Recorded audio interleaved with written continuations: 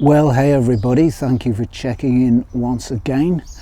And today I'm going to ask the question, is film better than digital? Or to put that question another way, is digital better than film? That's two questions. And the answer is, I don't know. There's something likeable about film and the film process and the mechanical nature of the cameras and so on, but I don't know if that's just nostalgia on my part. I've always loved old tech, and I do still continue to love the old tech, and I love to keep the old tech going because it can do just the same now that it could ever do. It's not changed. I love the simplicity of the film process and of the old film cameras, and I like the physical nature of the process as well. I like the fact that you have a physical film, a physical medium with physical images on it. I like the nature of the process. I like the slowness of the process, especially using an old manual camera. There's very little like it. It's slow, it's relaxing, it's zen-like, and in that slowness you can think a little more. There's time for a little more creative thinking to come across.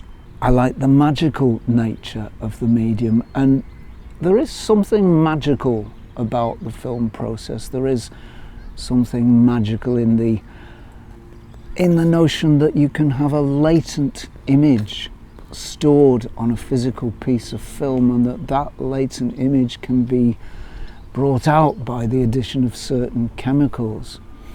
I love the passive nature of the film process, the fact that it's just light falling upon silver nitrates, or I think silver halides as it now is, that creates an image and holds that latent image there in the dark, sort of magically there but not there, unfixed, undeveloped, until you pour those chemicals on it. And there is a magic in that process, there's no doubt about it. I like the surprise of seeing the images. It's a lovely thing to either develop your role or get your role back from the lab or the pharmacy or whoever's developed it for you and see what you've got. There is a gap of time between when you shoot and when you see the image, and when the images appear before you, there is something of magic in that process. I love the way that it takes me back to the old days, to the 70s and 80s, when I was learning photography and when the whole world and everybody in it used film all the time. It does take me back to those days. That is definitely nostalgia on my part, no question about it, but even so, the cameras feel special in a way that digital cameras don't. Digital cameras do feel special, and it's very nice to hold in your hand a beautiful electronic camera that you know has very high power, very high capability, with a fully charged battery and a memory card that can hold 10,000 or more images. But there is nothing quite like the feel of an old Rolleiflex or an old Leica or an old Zorky or a Fed. You don't have to have a very fancy camera to get this lovely tactile feel that those old mechanical cameras had and still have. It really is a mechanical delight, and if you appreciate mechanism in any way, you will appreciate an old mechanical film camera. They are beautiful machines aside from anything else. The engineering is very, very beautiful, even on a humble mechanical camera. There is some very, very beautiful engineering going on, and that engineering is a real triumph of springs, gears, levers and cams. All the information that is required to operate a mechanical camera is encoded mechanically within the actual hardware of the camera. So it's encoded on things like the strength of the springs, the shape of the cams, the way the various pieces interact and interlock with each other. That is all mechanical coding of information directly onto the hardware. And it's just beautiful. If you love engineering, if you love mechanism, or if you just love old things, these are very beautiful cameras, and film is a very beautiful way to make images. No question about it. But there are things, of course, that I don't like about film photography. And number one on the list is I don't like paying for film and for developing. Or rather, I'll qualify that. I don't mind paying a reasonable fee for film and developing, but I do think that the cost of film has gone beyond reasonable and the cost of developing has gone beyond reasonable. That situation has arisen, I think, because of the way the market is now, and the fact that there's really only one major manufacturer of film, and that's Kodak, and they've got the market to themselves, and so they pretty much can charge what they like. And so I'm not really keen on paying for film and developing, and of course that's something you don't have to do with digital. I do love the magic of film, as I've said earlier, the way the latent image appears on that film just by the addition of chemicals. But my goodness, it's such a long-winded and fussy, bothersome process, and my goodness, you don't have to invest some time into that process if you're doing your developing yourself. It's messy, it involves chemicals, and I don't really enjoy it, to be honest, apart from seeing the final image. I love it when you see the final image, but I don't like all the flipping faff that goes with it. I don't like the limitations of film photography, the fact that you're limited to 36 or 24, or if you're shooting 120, 12 exposures on a frame, on a film. That's really not many at all, and there's very little time to get warmed up while you're shooting before you've finished a roll of film. That gets expensive, and it's also very limiting too. With digital, of course, you can just snap away. I'm not keen on the lighting restrictions that film photography has. It doesn't really like low light, it doesn't like too much light. You're limited to the ISO number of the film that you've put in there, and in any case, film doesn't really go very much above 800 ISO. You can get films over that, but they're few and far between, and they're expensive. So there are limitations in the film photography process that I'm less than keen on. Now, of course, digital photography is both very similar to and very different from film photography, and there are several things about it that I like very much. Firstly, I love the freedom that digital photography gives you. There are effectively an infinite number of images that you can shoot on a memory card.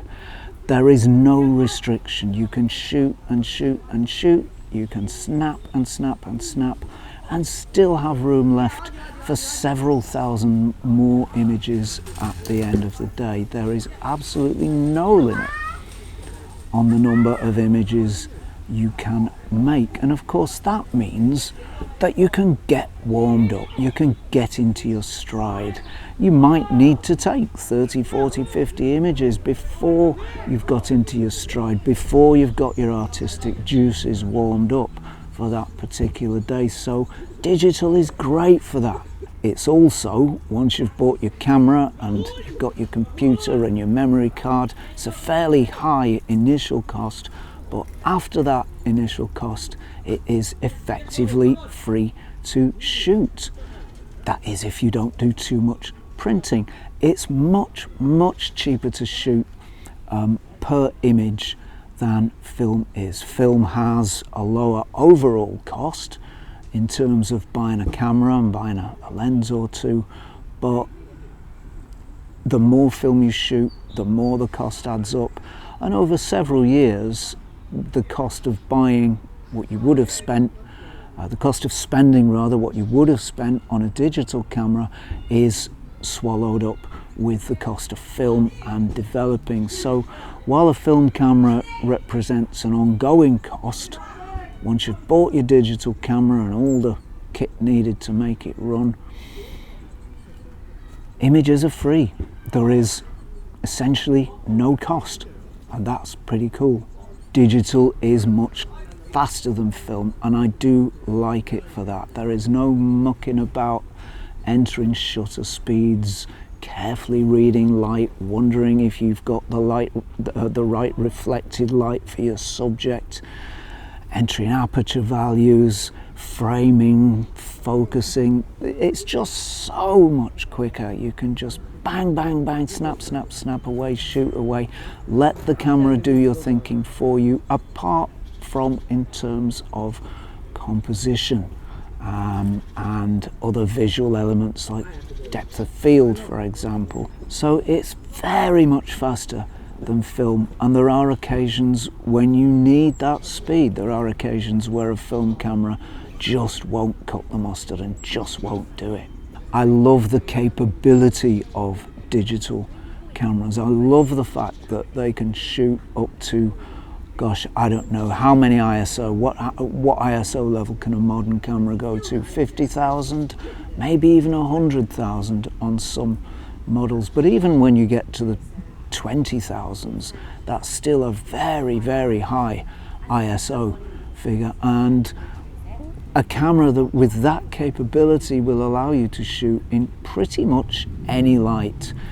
As long as there's some light, you've got a reasonable chance of capturing a handheld image with a digital camera. So the ability, the power of these cameras is astonishing when compared to film. I love the way that they just work straight out of the box. All you do is flick the on switch, select your mode, make whatever small adjustments you want to make, and off you go. They're not as finicky as film cameras. You don't need to mess and faff about as much as film cameras. They're a little bit like a modern car compared to a car made in, say, 1970. On a cold winter morning, the 1970 car, unless it's in absolutely top-notch order, there's a good chance it's going to be pretty tricky to start, and there's a good chance it might not start. The modern car, turn the key and it goes. Modern things just work, and digital cameras are no exception. I also love the way that they can do video. Modern digital cameras, and this goes for mirrorless ones too, have really outstanding video capabilities. In fact, even going right back to the GH2, a very early mirrorless camera from Panasonic, that camera had very, very good video capabilities, and the most modern cameras, well, it's even better on those. And you can shoot a short, you can shoot an ad, you can even shoot a feature on these cameras. That's how powerful they are for video. I've done some filmmaking in the past, and I do occasionally shoot a script now and again, or do a little bit of video making now and again. Well, of course I do YouTube videos a lot, and I use mirrorless cameras for that quite a bit as well. So the video capabilities of these cameras is truly astonishing, and I really love it. So I guess we should consider at this point why it was that digital caught on in the way it did, and why it has pretty much, for much commercial photography and for almost all popular photography, why it caught on so quickly, and why it has displaced film to the extent that it has. And of course it's for all those reasons that I outlined above: the speed, the convenience, the power of digital, the flexibility, and the fact that it's instant. You can see your images immediately, and of course it's kind of nice waiting for your images on film, seeing what you're going to get, being surprised, the magic of the process and all of that. But at the end of the day, isn't it nice to see your images instantly? I think it is. That's why Polaroid did so well in the past, and that's part of the reason, a big part of the reason, why digital has done so well recently, and why it's displaced film in the way that it has.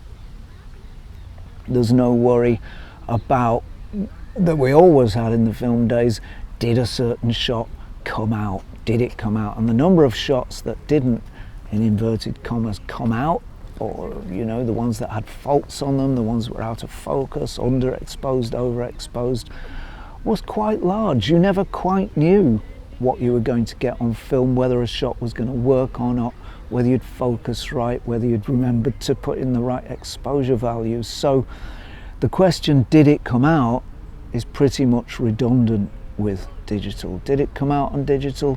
Yeah, it did.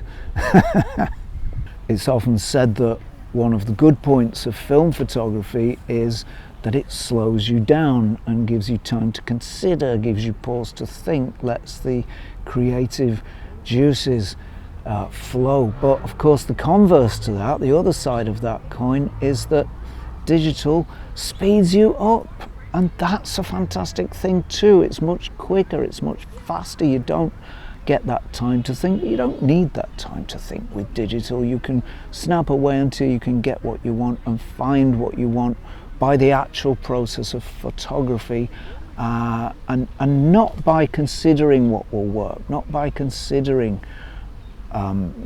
you know, what are the right light values, what's the right way to photograph this shot, what angle is right. You just find that with digital by doing. You know, you find the best angle and you can snap away and find it. So there's a tremendous amount more flexibility with digital images.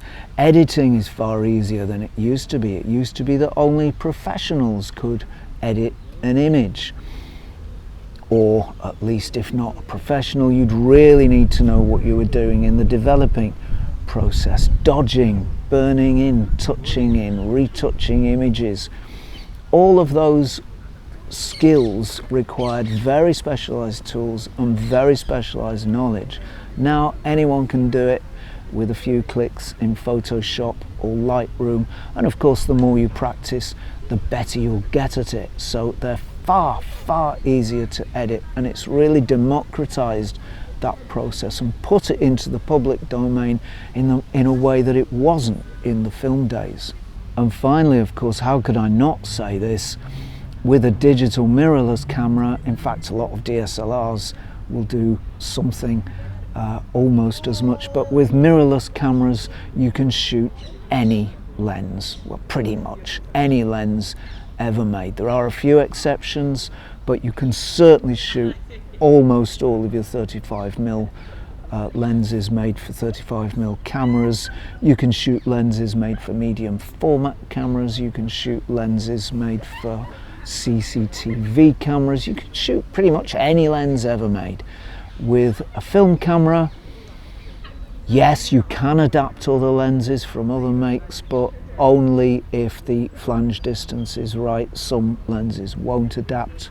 So you're pretty much stuck with that one lens ecosystem from one manufacturer. M42 film cameras are a little bit different. L39 film cameras, rangefinders, I should say, are a little bit different.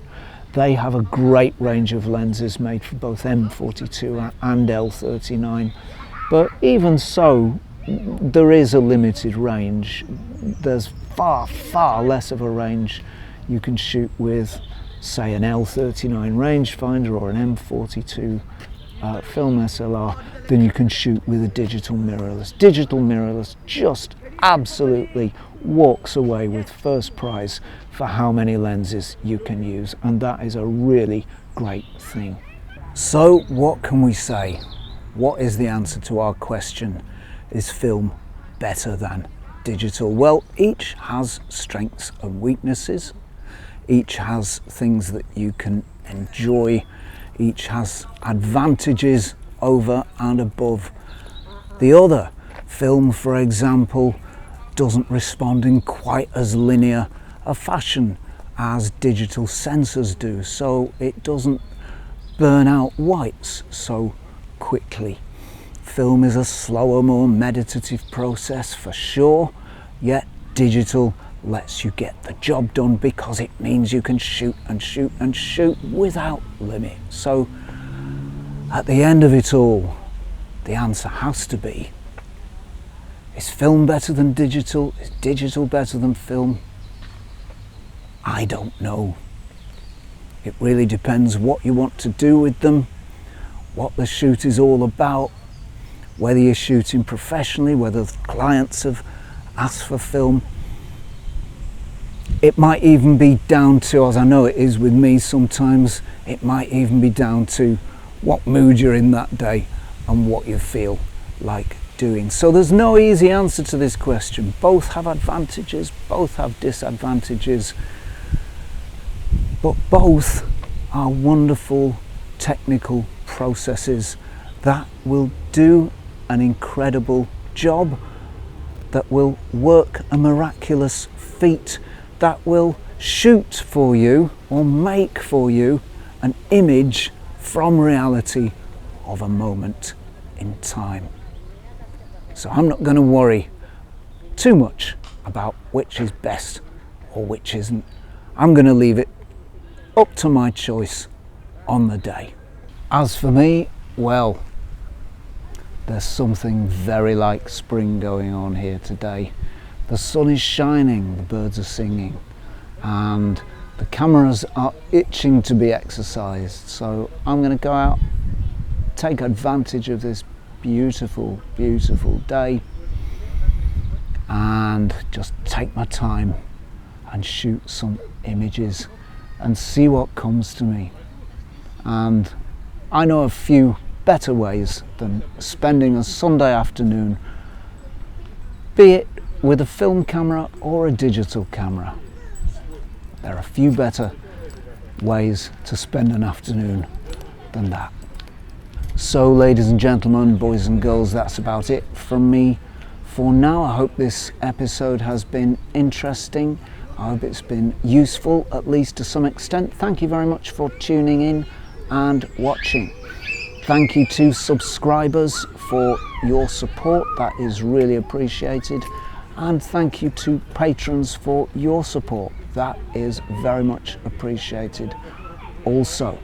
If you've enjoyed this episode, then please do consider chucking us a sub, that would be appreciated. And if you think this old hippie is not doing too bad a job of keeping the old cameras and lenses alive into this 21st century, if you like the material on this channel, then you might consider becoming a patron. You can do it over at www.patreon.com/Zenography, and you can do that for as little as $1 per month.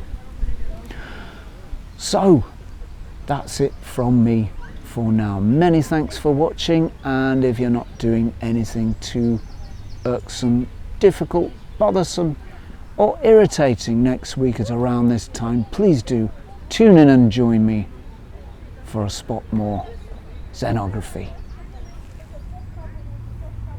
Cheerio all.